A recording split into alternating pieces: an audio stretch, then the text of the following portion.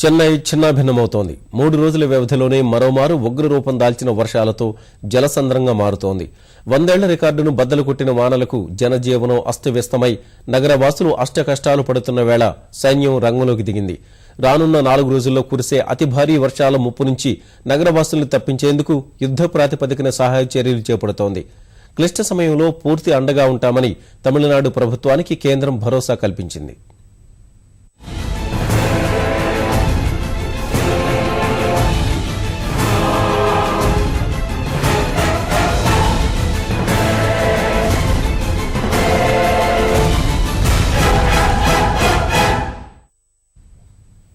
వడనుడి ప్రకోపంతో తమిళనాడు రాజధాని వణికిపోతోంది. సోమవారం రాత్రి నుంచి కురుస్తున్న భారీ వర్షాలకు చెన్నై మరోమారు జలసంద్రమైంది. రహదారులు, ఇళ్లలోకి పెద్ద ఎత్తున వరద నీరు ప్రవేశించడం, రవాణా, విద్యుత్కు తీవ్ర ఆటంకం ఏర్పడుతున్న పరిస్థితుల్లో నగరవాసులు ప్రత్యక్ష నరకం చూస్తున్నారు. భారీ వర్షాలతో తమిళనాడులో 6 మృతి చెందారు. దాదాపు 15 రోజుల పాటు భారీ వర్షాలతో చెన్నైను ముంచెత్తిన వరుణుడు మరోమారు నగరంపై ప్రతాపం చూపిస్తున్నాడు. సోమవారం రాత్రి నుంచి ఎడతెరిపి లేకుండా కుండపోత వానలు కురిపిస్తూ స్థానికుల్ని భయభ్రాంతులకు గురిచేస్తున్నాడు. నైరుతి బంగాళాఖాతంలో నెలకొన్న అల్పపీడనం కారణంగా కురిసిన భారీ వర్షాలు 100 ఏళ్ల రికార్డును తిరగరాశాయి. 4 రోజుల సగటు వర్షపాతం ఒక్కరోజులోనే నమోదవగా నదులు, సరస్సులు ఉప్పొంగి ప్రవహిస్తున్నాయి. ఫలితంగా చెన్నై శివారు ప్రాంతాలు సహా పుదుచ్చేరిలోని అనేక ప్రాంతాలు నీట మునిగాయి.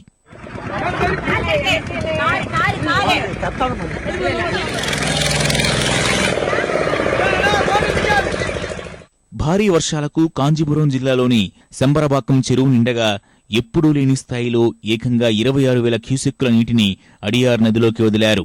ఫలితంగా నదీ పరివాహక ప్రాంతాలైన చెన్నై, కాంచీపురం జిల్లాల్లోని లోతట్టు ప్రాంతాలు నీట మునిగాయి.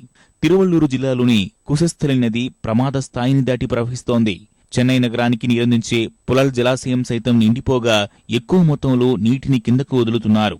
ఫలితంగా లోతట్టు ప్రాంతాల్లోని ఇళ్లల్లోకి నీరు చేరగా స్థానికులు సురక్షిత ప్రదేశాలకు తరలిపోతున్నారు.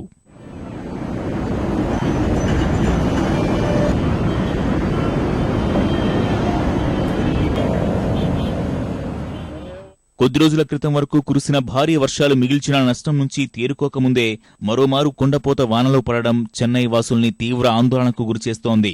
అనేక వీధులు చెరువుల్ని తలపిస్తుండగా పడవలపై ప్రయాణం చేయాల్సిన దుస్థితి ఏర్పడింది.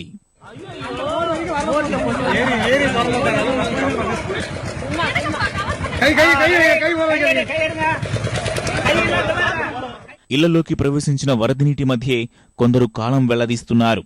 ప్రమాదాలు జరగొచ్చన్న అంచనాలతో అధికారులు అనేక ప్రాంతాల్లో విద్యుత్ సరఫరాను నిలిపివేయగా స్థానికులు రాత్రంతా అంధకారంలోనే బిక్కుబిక్కుమంటూ గడిపారు. మరో 4 రోజుల పాటు చెన్నైను భారీ వర్షాలు ముంచెత్తుతాయన్న వాతావరణ శాఖ హెచ్చరికలు వారిని మరింత ఆందోళనకు గురిచేస్తున్నాయి.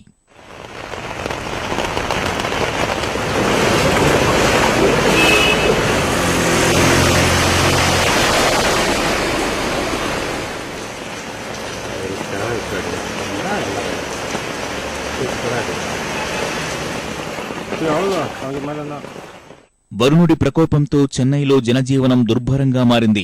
కాలు బయటపెట్టే పరిస్థితి లేక అనేక మంది ఇళ్లకే పరిమితమవగా అత్యవసర పని మీద బయటకొచ్చిన వారు ప్రత్యక్ష నరకం చూస్తున్నారు.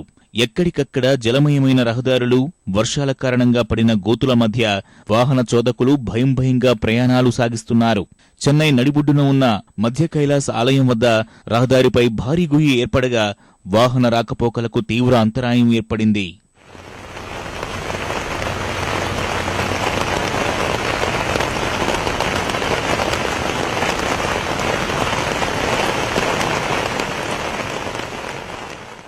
భారీ వర్షాల కారణంగా చెన్నై నుంచి అంతర్రాష్ట్ర, అంతర్జాతీయ ప్రయాణాలు దాదాపుగా నిలిచిపోయాయి.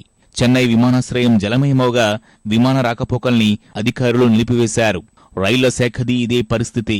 There are 2 sections which are badly affected.